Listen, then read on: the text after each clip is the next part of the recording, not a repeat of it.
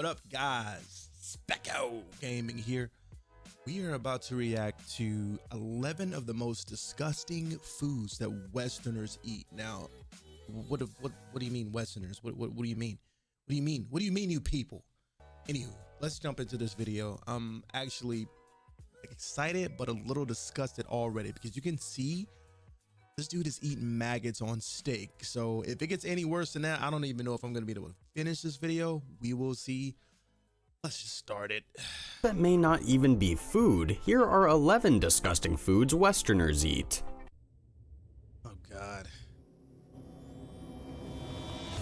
Hopefully it's not bad, like nothing too disgusting. Artificial calamari.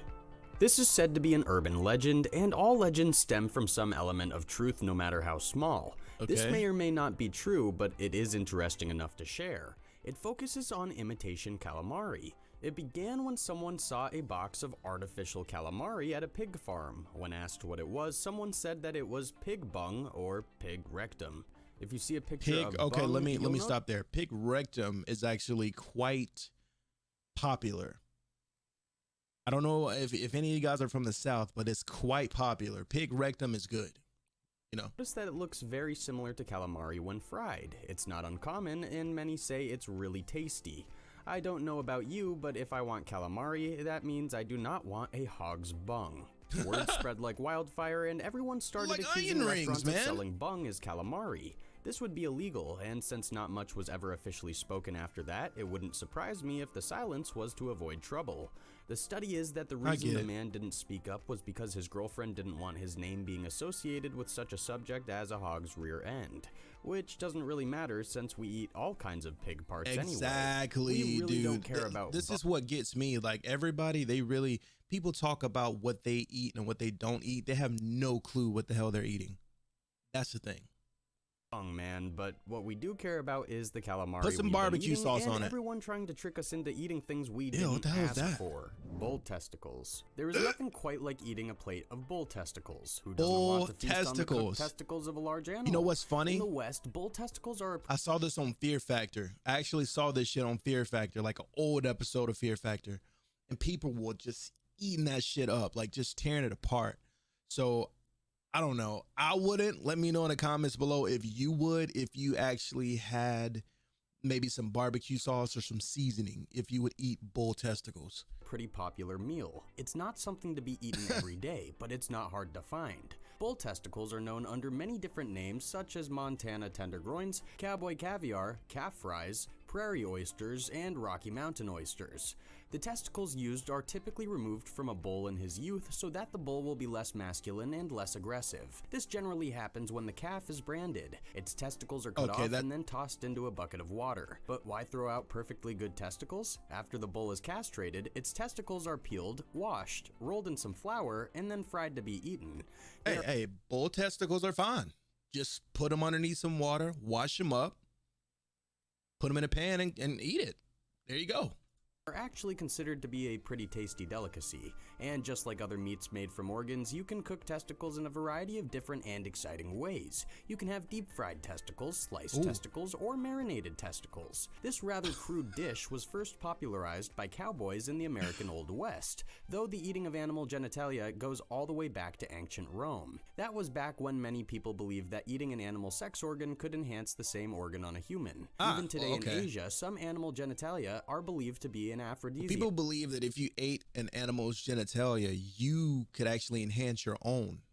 So the reasoning behind it is not bad, and it's good because people aren't just running around eating balls, if that makes any sense. But of course, this is the most absurd thing you could possibly believe. You're just eating meat. Oh no, not an ad. Yeah, but that's I don't know how I feel about the whole ball thing.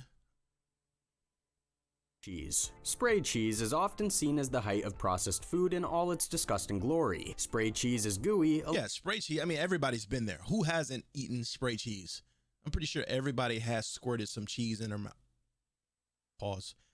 Everybody's eaten some spray cheese at some point in their lives. A All little right. orange and absolutely horrendous for your body, but nonetheless, Americans eat spray cheese Ew, like not it's like going out of that. style. And while many people claim spray cheese has absolutely no cheese in it, and that's the contents of the can hold nothing but poisonous chemicals, that's actually not completely true. Spray cheese definitely isn't going to do you any favors in the health department.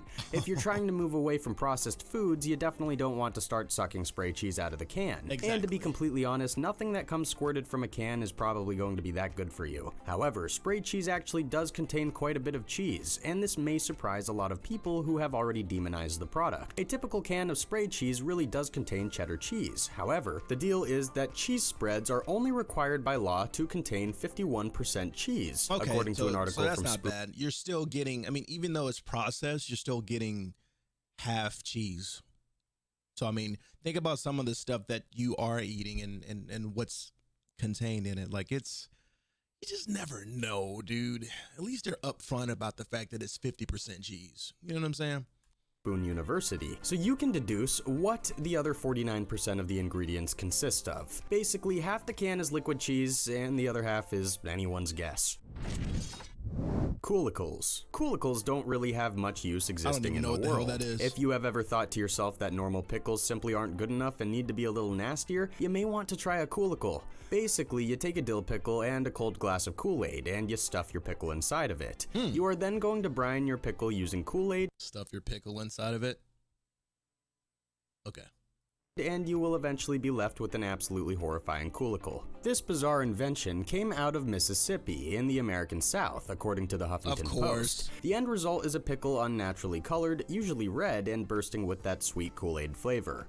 And while this may seem like a totally ridiculous creation to some people, to others, it is simply genius. And since its invention, nothing Coolicles genius have been about that. spreading away from Mississippi to other parts of the country. I wouldn't be surprised if Kool-Aid pickles are on store shelves all over the nation in the next couple of years. The best part is you can do it No, yourself. it's not gonna become a thing, okay? Just because a lot of people eat it doesn't mean that there's gonna be this random company out of nowhere that's, oh, let's soak pickles in Kool-Aid and let's see what happens. I don't know that. I mean, they might. I don't know, dude. Who knows? Anything to make some money, right? Just get a gallon of dill pickles, a few packets of Kool-Aid, and a whopping pound of sugar. Pickle away. And now for number 7, but be sure to tell us if you have ever tried any of these foods in the comments pickle thing below, isn't and be that sure bad. to subscribe if you haven't already. Alligator tails. If you are from Canada, Europe, or even Russia, This the isn't thought of eating weird. alligator meat is probably completely ridiculous. But not in the United States, and especially not in the southern United States. Alligator is actually a great alternative to chicken or pork, Yes, it and is. supposedly the meat is super nutritious for you. In places like Florida, alligators are nearly as widespread as cows, though not quite. As you can imagine, the feasting of alligators goes back many centuries in lots of places in Asia, but has lost its popularity with the decline of the species. But in the US, alligator is still in abundance, and the favorite part of the alligator to eat is the tail. Alligators obviously don't have wings or breasts to eat, but they definitely have big and meaty tails ready for the cooking. You can cook alligator. Yeah, I've had gator nuggets. Gator nuggets are pretty good. That's about the only variation of gator that I've ever had. Let me know if you guys have had anything else like that's a part of a gator that I may not know about that you can eat.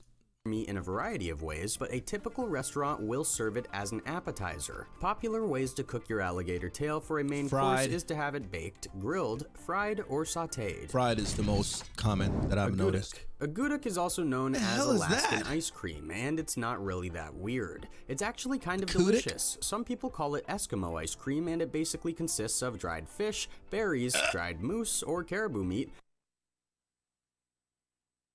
Fish and ice cream? Did you say fish and ice cream?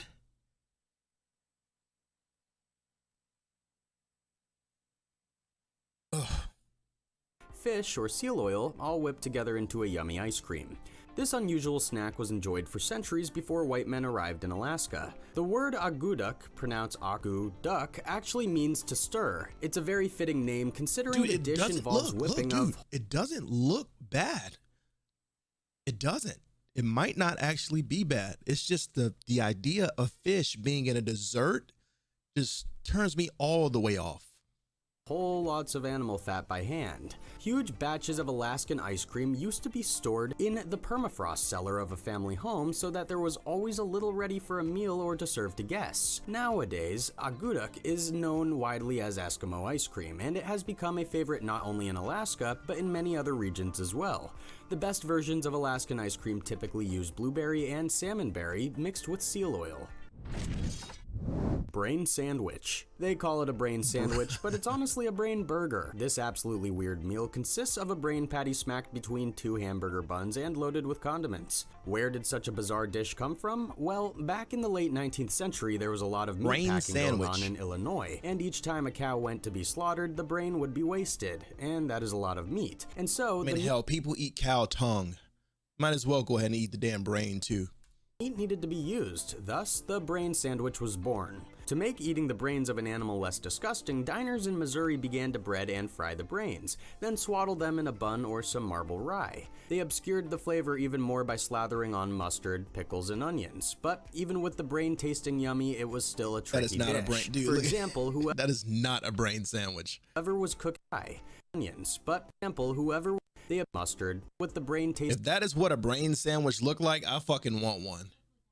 Yummy, it was still a tricky dish. For example, whoever was cooking the brains needed to have cold hands, as any warmth had the potential to actually melt the brain in such a way that it would not be cooked very well. You couldn't even deep fry a brain because it would just melt. In any case, brain sandwiches started in Illinois, Missouri, and Indiana, and it's these three states where the sandwich is still available today in select restaurants. I highly doubt McDonald's will start selling brain sandwiches anytime soon. Oh my God. What the heck is going on, dude? I don't know, man. Let me know what you guys think down in the comments below about these weird, disgusting foods. I don't think they were that bad, but we're gonna have to find videos that are much, much worse in order to really get that. I feel like in the beginning, the steak with the maggots on top, I don't understand how the hell anybody could eat that shit.